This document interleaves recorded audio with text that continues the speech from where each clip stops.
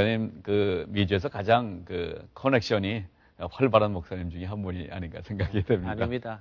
하나님께 영광 돌리고요. 네. 우리 많은 목회자들이나 이세 사역자들이 건강하게 잘 목회할 수 있도록 돕는 것이 저희들의 네. 목적입니다. 바로 그 자리에 우리 목사님이 계셔서 많은 커넥션을 통해서 우리 전체 이민 교회들이 정말 하나님이 보시기에 그 아름다운 모습들로 성장해 나가기를 함께 기대를 합니다.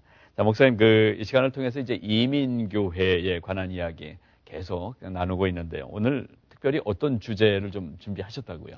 예, 오늘은 우리가 같이 생각할 주제가 있을 것 같습니다. 네. 그 주제의 제목은 우리 2세 교육에 대한 얘기를 좀 나누고 싶습니다. 네.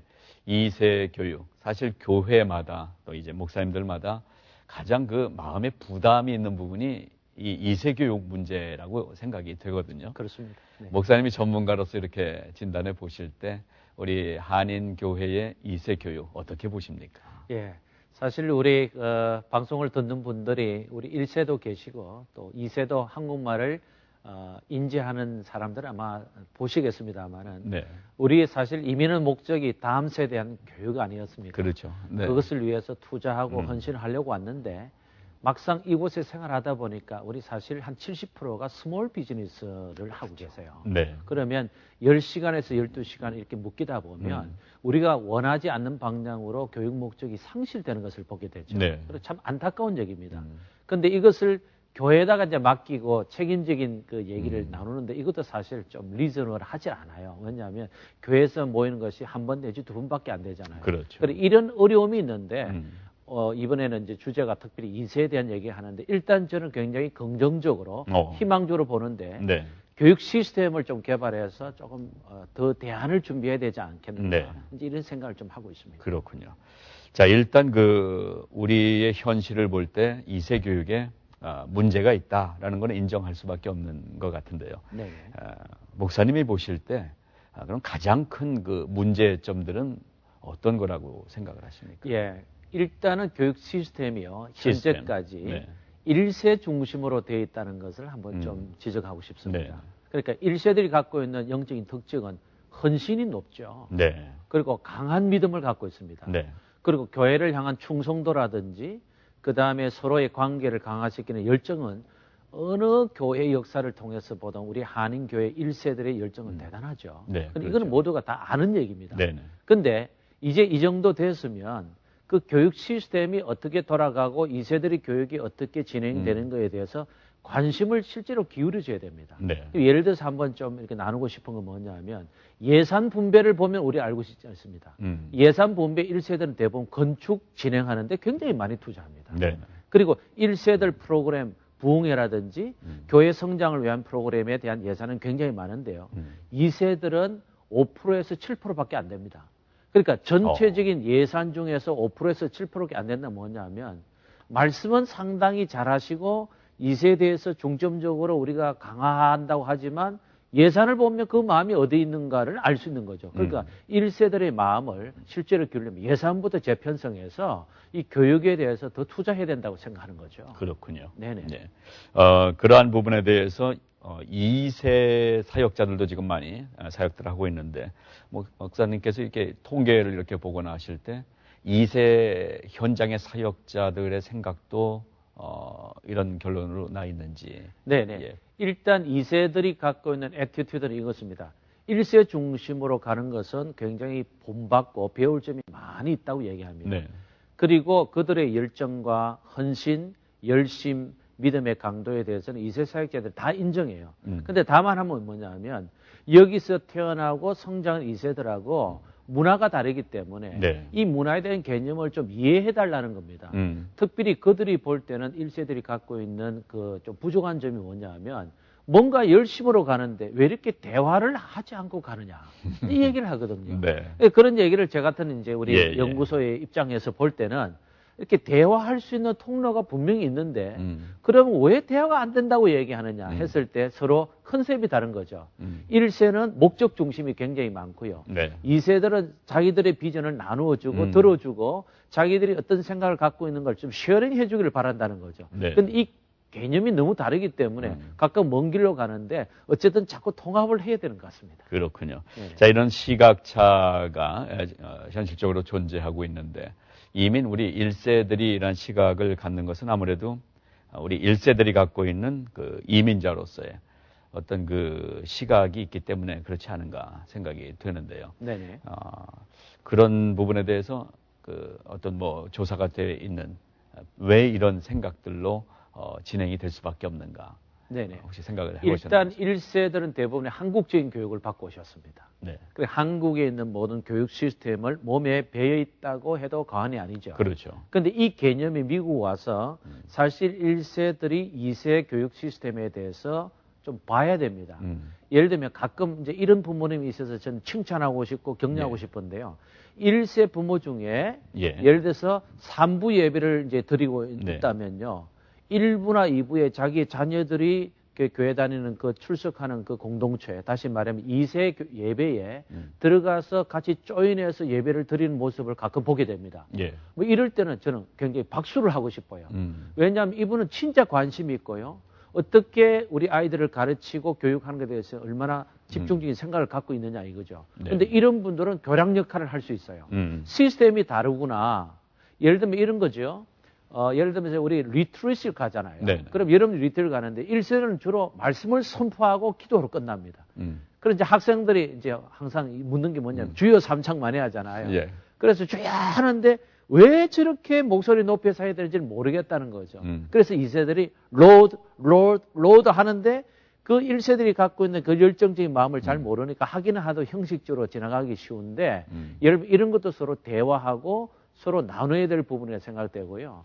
포인트는 이거 같습니다. 시스템이 다르기 때문에 1세가 2세 시스템을 좀 배워야 되고요. 2세들도 1세들이 왜 이런 열정적인 마음이 있는가에 대해서 서로 좀 교환하고 서로 교육하고 그 공감대를 서로 끌어가는 게 좋다고 생각하는데 교육적인 방식이 다르기 때문에 다른 컨셉을 갖고 있다는 거죠. 근데 이것을 줄일 수 있는 건 뭐냐? 서로가 자꾸 연결하고 인터체인지하고 교류해서 배워나가는 시스템을 교회 안에서 좀 정착을 해야 될 것 같습니다. 하여튼 그 대화가 일단은 좀 통로가 열려야 되겠다라는 말씀을 주시는데 그 대화가 열리기 위해서는 이제 언어가 소통이 돼야 되는데 아무래도 1차적으로 좀 기성세대들이 1세들이 어려워하는 부분이 이제 영어가 잘 안 되니까 이제 그게 늘 이유로 나오곤 하는데 그 부분 갖고 이것을 그냥 그럴 수밖에 없지 않느냐라고 얘기하는 건 좀 문제가 있지 않겠나 그렇습니다. 생각이 됩니다. 어쨌든 그 피교육자 입장이 되는 우리의 자녀 세대들이 어떻게 생각을 하게 될지 좀 더 깊이 우리가 관찰하고 또 대화를 직접 나누는 일이 좀 필요할 것 같습니다. 그래서 이제 어느 교회를 보니까 그 목사님이 한 달에 한 번은 전교인 같이 예배를 드리더라고요. 보면서 참 바람직한 부분 중에 그 시도가 아닌가 저는 생각이 되거든요. 그러니까는 아이들이 교육부실에서 따로 예배를 드리는 것이 아니라 가족들이 한 자리에서 그래서 말씀도 영어와 한국어로 함께 혼용해 가면서 설명을 하시고 인도하시는 그런 얘기를 들었는데요. 어쨌든 부모님들이 교회 교육에 대해서 좀 마음이 열려야 되지 않을까 생각이 되거든요. 실제로 우리가 미국 교회를 보면요. 예를 들면 썬데이 스쿨 우리 전도사님하고 아이들이 한 6, 7명 대표급의 아이들이 작년 예배에 같이 조인하게 됩니다. 같이 조인하면서 먼저 우리 주일학교 전도사님이 복음에 대해서 아이들에게 약 한 3, 4분 전파해요. 근데 모든 장년들이 어른들이 그룹들이 다 보고 있습니다. 근데 그 시간에 한 10분 정도 하는데 미국 교회에서는 10분을 계속 매주일마다 합니다. 그러니까 벌써 원 패밀리 개념이 어릴 때부터 이렇게 몸에 배이는 거죠. 근데 우리 한인교회는 1세 교회 예배 따로 하고 2세 교회 예배 따로 하니까 의도적으로 그렇게 하지 않으면 그런 원 패밀리 개념이 없습니다. 지금 예를 들어서 필라 안디옥 교회 같은 경우 호성기 목사님이 원 패밀리 월십 서비스를 하는데 그렇군요. 이분이 영어를 좀 하시니까 그렇게 영어로 통역하시고 그다음에 모든 장년들이 또 아이들이 한꺼번에 예배 드릴 수 있는데 만약에 언어가 안 된다 하더라도 우리 사회자님 말씀하신 대로 가능하다고 봅니다. 예를 들어서 한글로 표현하는 게 왜 문제가 되겠습니까?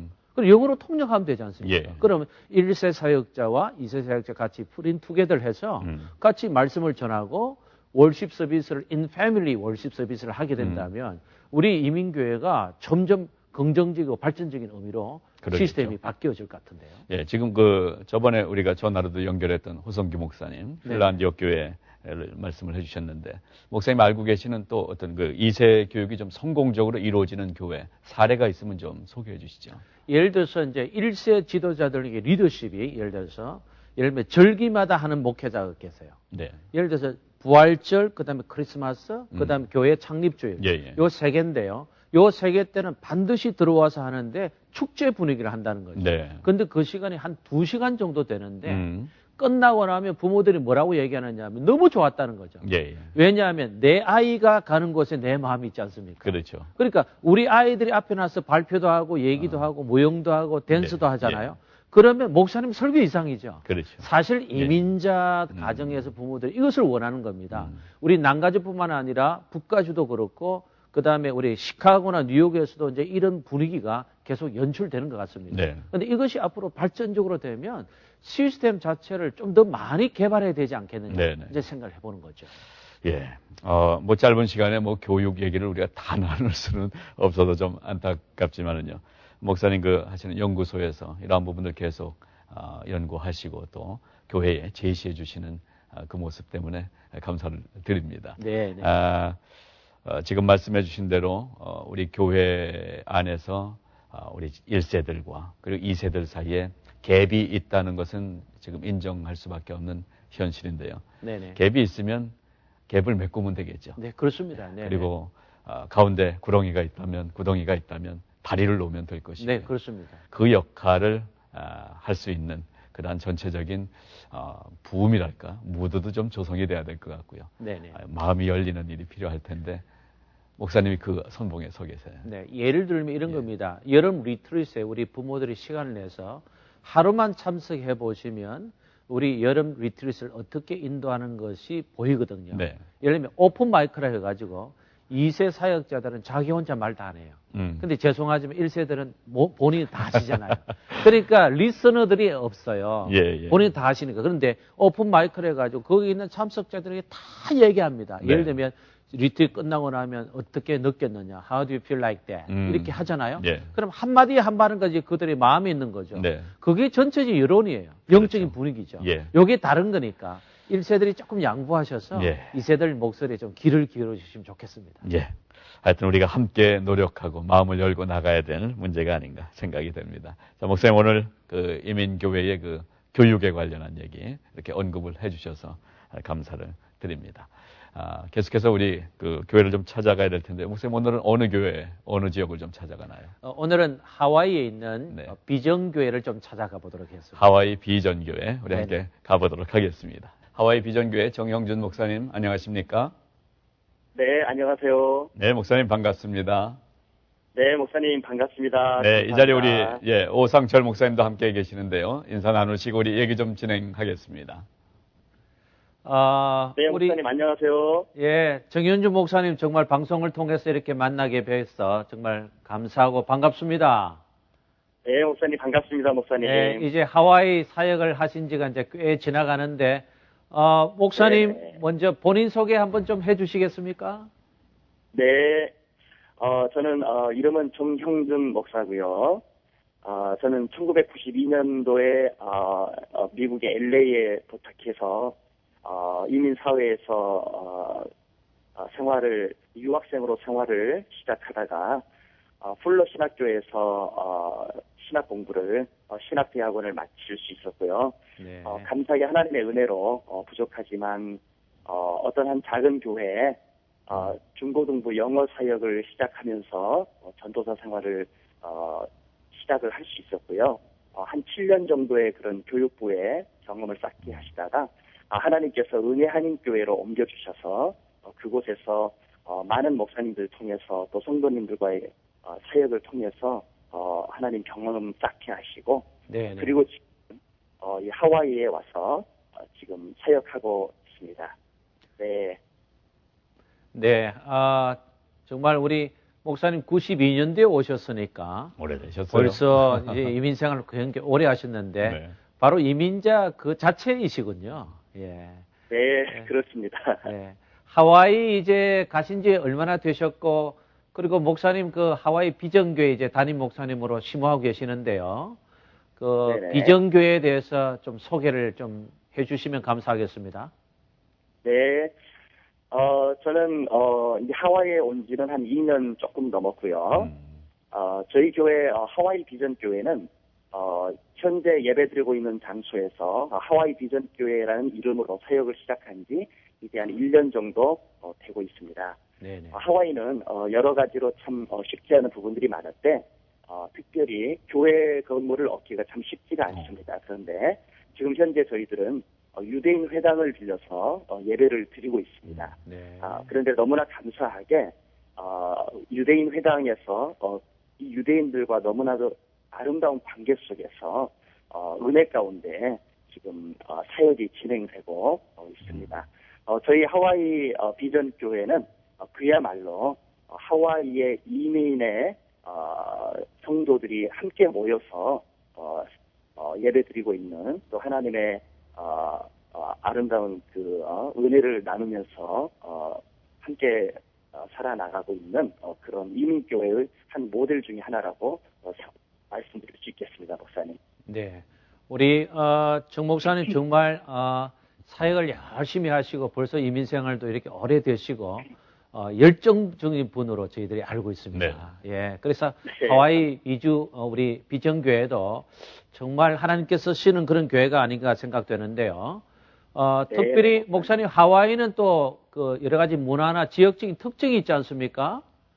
네네. 예, 그런 지역적인 특징을 배경으로 하는 목사님께서 그 하와이 비전교회에서 사역하고 계시는 그 내용들, 사역의 종류들, 네네. 또 중요한 사역이 있다면 좀 소개해 주시기 바랍니다. 네네. 제가 이제 하와이에 와서 사역하면서, 또 기도하면서, 느끼고 또 깨닫게 되는 것은 하와이에 있는, 이 교회들의 여러 가지의 현실들이 참 쉽지 않은 부분들이 굉장히 많다라는 것을 깨닫게 됐습니다. 네. 많은 분들이 하와이의 한인교회의 사역에 대해서 얘기하기를 또 하나의 선교지다 이렇게들 말씀을 하시는데 네. 제가 한 2년 정도 여기서 사역하면서 그런 것들을 참 많이 느낄 수 있었습니다.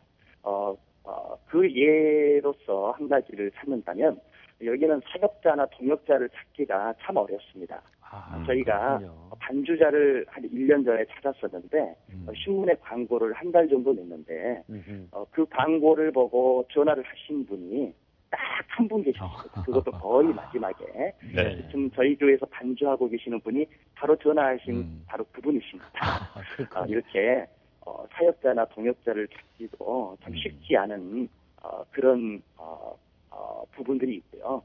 두 번째는 하와이의 한인 교회들의 사역이 어려운 것 중에 하나는 하와이에는 한인들의 이 교회와 우리 목회자님들을 향한 그 시선이 이렇게 역사 가운데서 불신 같은 것들이 네. 아직 남아있다라는 것을 무시할 수가 없습니다. 네. 그래서 한인 교회는 이렇게 많이 성장해 있는 그런 교회들보다는 참 여러 가지로 숫자적으로나 환경적으로 열악한 가운데서 목회하고 있는 우리 사역자님들이 너무나 많으십니다.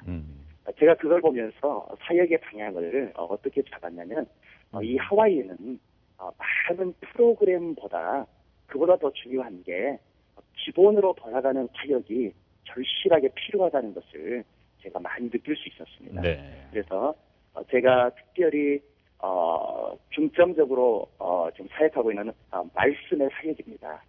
그래서 우리 성도들이 말씀이 그들의 삶 가운데 들어갈 수 있는 그런 사역을 중점적으로 하고 있습니다. 그 예로 제가 여기 왔을 때부터 새벽 기도를 시작하면서 네. 창세기부터 이제 말씀 강의를 시작을 해서 지금 이제 신명기까지 진행이 되고 있는데 이런 이슬 같은 그런 단비가 성도들의 삶에 젖어들 수 있는 그런 말씀이 굉장히 갈급한 것이 이 하와이입니다. 네. 또한 저희 교회에서 주력하고 있는 사역 중에 하나는 큐티 사역인데 우리 성도들이 여기 하와이에는 주중의 사역이 거의 잘 이루어지지를 못하고 있습니다. 심지어 200명, 300명 되는 교회도 새벽 기도 뭐 한 10명, 20명 넘기 어려운 교회들이 많고요. 그렇군요. 수요예배 같은 경우도 잘 나오지를 못합니다. 네. 그래서 우리 성도들이 주중에 말씀 가운데서 직접 하나님을 만날 수 있는 그런 통로가 될 수 있도록 큐티 사역으로 중점적으로 사역을 하고 있는데 네. 그것이 우리 성도들한테 큰 힘이 되고 있는 것 같습니다. 네. 또 한 가지는 이 하와이에는 여러 가지의 영적인 공격들이 많습니다. 하와이에 원래 존재하는 그런 우상과 또 미신 또 이런 것들이 굉장히 많기 때문에 무엇보다도 성령의 사역이 강력하게 필요한 곳이 이 하와이 땅입니다. 그래서 저희들은 이제 수요 예배는 특별히 성령 사역으로 찬양과 기도를 중점적으로 하고 그들이 1대1로 하나님을 만나고 치유받는 또 회복되는 그러한 예배에 네. 중점을 두고 사역을 하고 있습니다. 네. 마지막으로 한 가지 제가 우리 사역의 가장 중요한 것 중에 하나를 꼽으라면은 이 하와이 한인 사회에 있는 교회들의 어려움 중에 하나가 우리 학생들과 2세들을 향한 사역이 정말 쉽지 않다는 것입니다. 네. 그 실예로 지난해에 VBS 우리 교사 강습회를 하와이에서 실시를 한번 어떤 교회에서 했는데 전 하와이에 있는 교회들에서 그 교사 강습회로 참석한 교사들의 인원이 불과 20명이 되지를 않았습니다. 그만큼 하와이의 2세들의 사역이 이루어지지를 못하고 있습니다. 네. 그래서 저희가 지금 중점적으로 하고 있는 것은 토요일 날 우리 학생들에게 한글학교를 하면서 우리 학생들에게 정체성을 심어주고 네. 또 그들이 한글을 배움으로써 자신들이 누구인지를 또 한국 역사를 통해서 자신들의 정체성을 정립해 나가는 그런 사역. 그리고 너무나 감사하게 저희 교회 이제 교육관이 너무나 아름답게 지어져 있기 때문에 지금 저희 교회는 학생들이 한 20여 명 이상 출석하고 있는데 그들에게 필요한 모든 것을 공급해서 2세 사역이 활발하게 진행될 수 있도록 네. 그 비전을 가지고 중점적으로 사역하고 있습니다. 네, 우리 정 목사님 지금 차근차근 사역을 말씀해 주셨는데 말씀 중에 네네. 기본이라는 말씀이 가슴에 와닿습니다. 사실 우리 하와이뿐만 아니라 이건 미주 네네. 교회들이 한인 교회들이 기본기가 제대로 갖춰지지 못한 것이 참 아쉬움인데요. 목사님 방향을 너무 잘 잡고 사역을 하고 계시는 것 같습니다. 그렇군요. 함께 여기서 기도를 계속 드리도록 하겠습니다. 지금 쭉 네, 말씀해 감사합니다. 주셨지만 사실 하와이 하면 이제 관광 이란 단어가 늘 네. 연결되기 때문에 더 어려운 점이 있지 않을까 생각되는데요. 뭐 말씀 나누다 보니 시간이 벌써 많이 갔어요. 목사님 그 하와이 가신 지 2년 이제 되셨는데 하와이 가서 느끼신 점 한두 가지만 간단하게 말씀 좀 해주십시오. 네. 일단 하와이는 여기서 오셔서 사시면 오래 사실 수 있습니다. 네. 공기가 너무 좋고요. 예. 그 다음에 아직도 자연이 훼손되지 않은 그냥 내추럴한 자연의 모습을 그대로 느낄 수 있고 또 인조이할 수 있는 데가 하와이입니다. 네네. 그래서 어떤 면에서는 자녀들을 키우기도 굉장히 좋은 곳이 하와이라고 말할 수 있습니다. 네. 그런데 이 하와이의 특징은 너무나 잘 아시겠지만 휴양지의 특징이 굉장히 강합니다. 네. 그리고 특별히 경제적인 부분에 있어서는 여기에 오시는 관광객들을 통한 그 관광 사업에 의지를 많이 하고 있다 보니까 네. 이 하와이의 경기가 이 관광객들에 의해서 업앤다운이 이렇게 결정되는 그렇겠죠. 그러한 제한성이 많습니다. 네.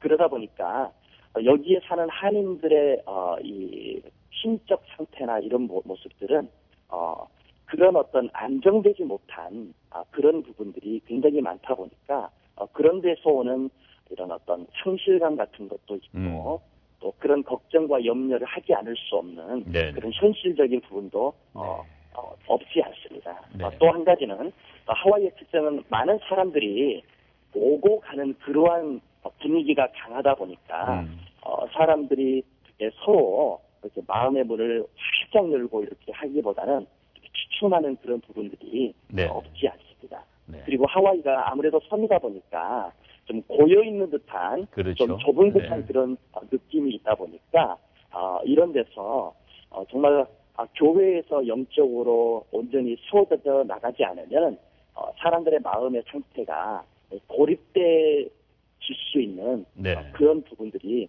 있다라고 볼 수 있죠. 네, 그렇군요. 그러면, 목사님. 그럼에도 불구하고 많은 교회들이 서로 연합해서 네. 사역을 하려고 하는 그런 부분들이 있는 것은 너무나 다행스러운 일이라고 생각됩니다. 네. 자, 그런 그 여러 가지 여건이 어려운 부분들이 많이 있음에도 불구하고 목사님이 계획하시는 그리고 진행해 나가고 계시는 말씀 사역, 큐티 사역, 또 성령 사역, 또 이세 교육 사역들 아름다운 열매가 맺어지기를 함께 기도드리겠습니다. 목사님 끝으로 간단하게 목사님 지금 갖고 계신 기도 제목 중에 가장 첫 번째 기도 제목 한 가지만 말씀해 주시고 말씀을 좀 마무리해야 될 것 같습니다. 네.